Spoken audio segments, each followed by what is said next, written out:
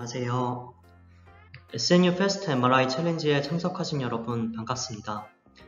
저는 이종호 교수님 연구실에서 박사과정을 마치고 현재 에어스 메디컬에서 리서치 사이언티스트로 근무하고 있는 정우진이라고 합니다. 시작에 앞서 이렇게 많은 학부생 여러분들이 이번 챌린지에 관심을 갖고 참여해 주셔서 감사하다는 말씀을 우선 드립니다. 이번 시간에는 SNU Fast MRI 챌린지에서 네트워크 학습을 위한 몇 가지 팁들에 대한 이야기를 하고자 합니다. 여러분들도 잘 아시다시피 SNU Fast MRI 챌린지의 모태가 되는 페이스북 Fast MRI 챌린지가 작년까지 열렸었습니다. 저희 회사 에어스 메디컬에서도 이 챌린지에 참여를 하였었고 그 과정 속에서 챌린지 우승을 하려면 어떻게 해야 할지 지금의 여러분들과 같은 고민을 했었던 것 같습니다. 그리고 다음과 같이 다른 모델들을 제치고 전 부문에서 1등을 하는 성과를 달성할 수 있었고요. 이를 기반으로 현재는 MRI 촬영 시간을 단축하면서도 영상의 품질은 유지 혹은 향상되는 소프트웨어를 만들어 여러 대학병원 및 연구소와 협업을 계속해서 진행하고 있습니다. 지금의 여러분들도 어떻게 하면 네트워크의 성능을 향상시킬 수 있을까 많은 고민을 하고 계실 텐데 저희가 실제로 모델을 개발하면서 느꼈던 경험들을 살려서 몇 가지의 방향성을 말씀드리고자 합니다. 설명은 다음과 같이 3개의 카테고리로 나누어서 진행을 하고자 합니다. 시작에 앞서 제가 강조드리고 싶은 내용이 딱 2가지가 있는데요. 첫 번째는 딥러닝 모델 개발을 가장 간단하게 떠올려보면 오른쪽 그림과 같을 것인데 흔히들 네트워크의 성능을 높이고자 할 때는 가장 가운데에 있는 네트워크 모델을 어떻게 하면 더 멋있게 만들 수 있을까 집중한다는 점입니다. 물론 모델 부분 역시 중요하지만 딥러닝 모델의 성능은 오로지 저 가운데 부분에 의해서만 결정되는 것이 아닙니다. 처음 인풋을 넣어주는 방식부터 아웃풋을 출력하는 방식까지 모든 부분에 대한 고민과 노력이 있어야 성능을 최대한으로 끌어올릴 수가 있습니다. 여기 카테고리 중 데이터 프리프로세싱과 모델 앙상블이 그와 관련된 내용들이겠죠.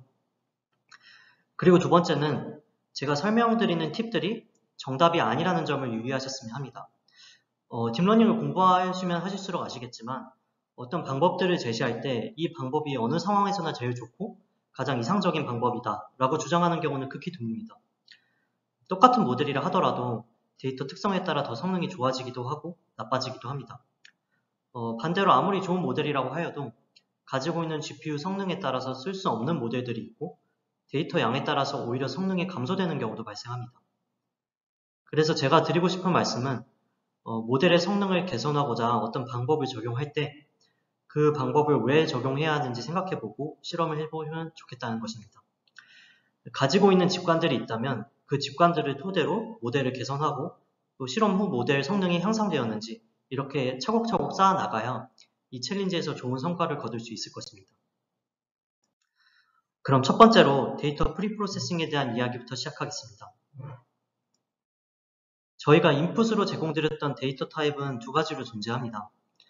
하나는 엘리어싱된 이미지 인풋 이미지, 다른 하나는 그래파 리컨스트럭션을 한 이미지 그래파 이미지입니다. 각각에 대해 네트워크를 학습시켜보면 이미지 그래파에서의 성능이 더 잘 나올 텐데요. 이는 네트워크의 입장에서 이미지 그래파에서 이미지 레이블로 가는 태스크가 더 쉽기 때문이라고 생각할 수 있습니다. 여기서 데이터 프리프로세싱이 왜 중요하고 왜 해줘야 하는지에 대한 이유가 나오는데요. 학습에 이용되는 데이터들의 컴플렉시티와 리던던시가 낮을수록 네트워크가 푸는 문제가 더 쉬워지고 이를 통해 성능이 향상될 수 있기 때문입니다.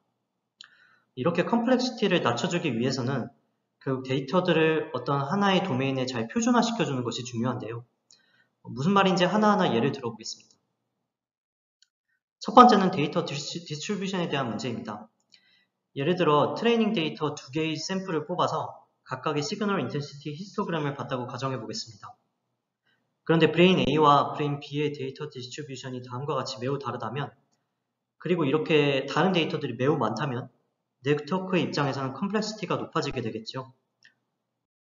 이를 최소화하기 위해서는 보통 인풋과 아웃풋의 이미지 인텐시티를 노멀라이즈 해주는 과정이 필요합니다. 예를 들어 각 이미지들의 스케일을 마이너스 1에서 1로 맞추기도 하고 0에서 1로 맞추기도 하고 혹은 평균은 0, 표준 편차는 1로 맞추는 방식 등등 이외에도 정말 다양한 방법들이 존재합니다. 저희가 드린 예제 코드에서는 아마 마지막 방법을 이용했을 텐데요. 여기서도 다시 한번 말씀드리지만 어떤 정답이 존재하는 것은 아닙니다. 여러분들이 각자의 직관을 가지고 어떤 방법을 적용하면 좋을지 생각해 보시면 좋겠습니다. 그리고 이 데이터 디스트리뷰션의 중요성은 다른 측면에서도 존재합니다. 보통 네트워크를 학습할 때 트레이닝 데이터와 밸리데이션 데이터를 나누고 오버피팅을 방지하기 위해 밸리데이션 데이터셋의 에러를 최소화하는 시점에서 네트워크의 에폭을 끊는 형식으로 모델을 만드는데요. 만약 트레이닝 데이터와 밸리데이션 데이터 사이의 분포가 이렇게 다르다면 밸리데이션 로스가 가장 작은 것이 우리가 생각하는 가장 최적화된 모델일지 생각해 보시면 좋을 것 같습니다. 이렇듯 데이터 디스트리뷰션에 대한 이해를 바탕으로 이를 잘 표준화시켜주는 것이 중요할 것입니다. 두 번째로는 K-스페이스와 관련된 이야기를 하고자 합니다. 좀 어려울 수도 있는데 간단하게 말씀드려 보겠습니다. 저희가 업로드드렸던 PPT 슬라이드를 보셨다면 이 그림이 기억나실 텐데 K-스페이스 데이터로부터 인풋 데이터를 만들 때 다음과 같이 인버스 프레이 트랜스폼을 통해서 멀티 채널 이미지 데이터가 나온다는 것을 설명드렸었습니다. 그런데 만약 다음과 같이 브레인 A 영상과 브레인 B 영상에 대해서 코일 위치가 다르다면 코일 축 방향으로 데이터들의 분포가 되게 중구난방하게 존재하게 될 것입니다. 이는 네트워크의 또 다른 컴플렉시티를 불러일으킬 수 있습니다. 그래서 이를 표준화하고 싶다면 여기서 말씀드리는 PCA 같은 방식으로 코일 축 방향으로의 데이터들을 표준화시킴으로써 컴플렉시티를 줄일 수 있습니다. 이 외에도 데이터 프리프로세싱을 할 때 많은 요인들을 컨트롤해 볼 수 있을 텐데 핵심은 네트워크의 컴플렉시티를 줄이는 방향이 되어야 한다는 것을 생각해 보시면 좋을 것 같습니다. 그 다음으로는 네트워크 트레이닝에 대한 방법입니다. 여기에 있는 카테고리들 중에서 아마 가장 많은 학생들이 쉽게 바꿔볼 수 있는 카테고리일 것 같은데요. 트레이닝을 위해서 우선 네트워크의 구조를 정해야 합니다. 정말 많은 구조들이 존재하는데 예상하셨겠지만 정답은 없습니다. 말씀드리고 싶은 것은 각자의 네트워크마다 어떤 문제를 해결하기 위해 제시한 키 컨셉들이 있을 텐데 이런 컨셉들이 왜 필요한지 그리고 패스트 MRI 챌린지에 가장 적합한 컨셉은 무엇인지 생각해 보시면 도움이 될 것 같습니다. 예를 들어 유넷의 경우에는 그림에 보여지는 초록색 화살표처럼 커넥션을 해주는데 이를 통해 인풋에 있던 피처들의 정보 손실을 막아준다라는 장점이 있습니다. 모델을 정했다면 그 안에 들어가는 레이어들의 종류들을 잘 결정해야 합니다. 컨버루셔널 레이어더라도 커널 사이즈는 몇으로 할지, 풀링 레이어는 맥스 풀링으로 할지, 에버리지 풀링으로 할지, 노멀라이제이션 레이어에서는 배치놈을 쓸지, 레이어 인스턴스 혹은 그룹놈을 쓸지 정말 여러 가지 경우의 수들이 존재하고 당연히 시간과 자원의 제약이 있기 때문에 모든 조합을 다 테스트해 볼 수는 없을 겁니다. 그래서 모델을 설계할 때 어떤 방식이 성능 향상에 도움이 될 것이다 라는 직관이 중요하고 이 직관을 바탕으로 점진적으로 모델을 설계해 보시라는 말씀을 드리겠습니다. 이 슬라이드에서 이야기하는 하이퍼 파라미터들 역시 같은 이야기입니다. 유넷을 예로 들면 처음 인풋 채널의 개수, 아웃풋 채널의 개수, 그리고 중간 레이어들의 채널 개수, 풀링 레이어의 개수 등 바꿔볼 수 있는 파라미터들이 무척 많이 존재합니다. 모델 설계를 완료했다면 이제 학습을 해야 합니다. 학습을 위해서 바꿔줄 수 있는 변수들 역시 무척 많은데요.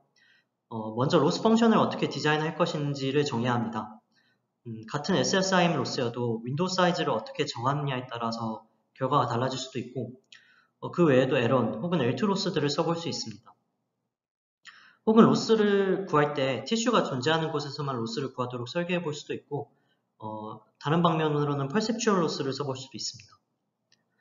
이렇게 로스를 정했다면 로스를 줄여나가기 위한 옵티마이저도 보여드리는 것처럼 여러 가지로 존재하고 그 외에 배치 사이즈, 러닝 레이트 디케이, 드랍아웃 레이트 같은 파라미터들이 변수로 존재하게 됩니다. 이런 변수들도 하나하나 이유를 생각해 보면서 디자인을 해보시면 좋을 것 같습니다. 예를 들어서 러닝 레이트의 경우는 초기에 그 값을 잘 설정해 주는 것이 중요한데요. 그림에서 보시다시피 만약 러닝 레이트의 값이 너무 작다면 미니멈 포인트까지 도달하지 못하거나 너무 오래 걸릴 것이고 러닝 레이트의 값이 너무 크다면 미니멈 포인트까지 수렴하지 못하고 발산할 수도 있습니다. 마지막으로 모델 앙상블에 대한 설명을 드리겠습니다. 모델 앙상블은 말 그대로 여러 모델들을 잘 합쳐서 하나의 큰 모델을 디자인하겠다는 컨셉이라 생각하시면 되는데요. 앙상블이 성능 개선에 도움을 주는 이유는 이 그림에서 잘 보여주고 있다고 생각합니다. 예를 들어 클래시피케이션 태스크라고 가정을 해보면 각 모델마다 조금씩 다른 디시전 바운더리를 갖게 될 것인데요.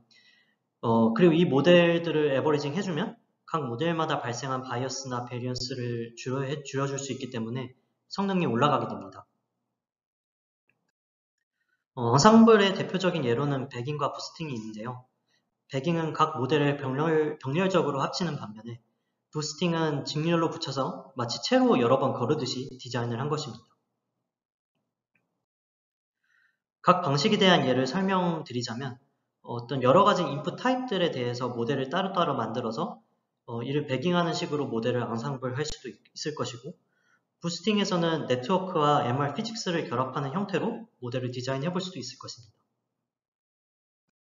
지금까지가 패스트 MRI 챌린지를 위한 팁들에 대한 내용들이었고요. 다른 연구자들은 어떻게 이 문제를 해결하려 했는지 대표적인 페이퍼들을 몇 개 소개해 드리겠습니다.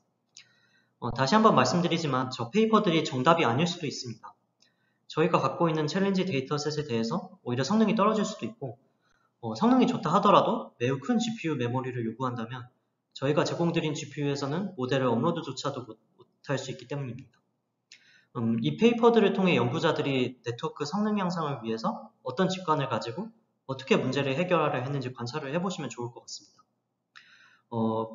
패스트 MRI 태스크에서는 이런 문제가 있구나, 이런 문제를 이렇게 해결하려 했구나 정도의 영감을 얻으실 수 있다면 그걸로도 꽤 큰 도움이 될 것 같습니다. 실제로 여기 보여드린 페이퍼들 외에 패스트 MRI 관련된 페이퍼들이 정말 많이 존재하니 필요하시다면 더 찾아보시는 것도 추천드리겠습니다. 마지막으로 왜 저희가 패스트 MRI를 하려고 하는가에 대한 이유를 간략히 설명드리면서 발표를 마치겠습니다. 실제로 패스트 MRI는 페이스북에서 주최할 만큼 그 관심도와 주목도가 꽤 큰 의료영상 분야입니다. 저희는 그 이유가 이 기술을 통해서 인공지능이 비단 의사들의 역할을 보조해주는 것을 넘어서서 환자들이 실질적으로 더 편해지는 경험을 제공할 수 있기 때문이라고 생각합니다. 에어스 메디컬은 그 철학 아래에서 매일매일 열심히 발로 뛰고 있고요. 여러분들도 지금 접해보는 이 인공지능 관련 연구가 단순히 놀이에 그치는 것이 아니라 실제로 이런 기술들이 사회의 공헌이 되고 또 그렇게 될 수 있도록 가치를 점점 높여가고 있구나 몸소 느낄 수 있는 기회가 되셨으면 좋겠습니다.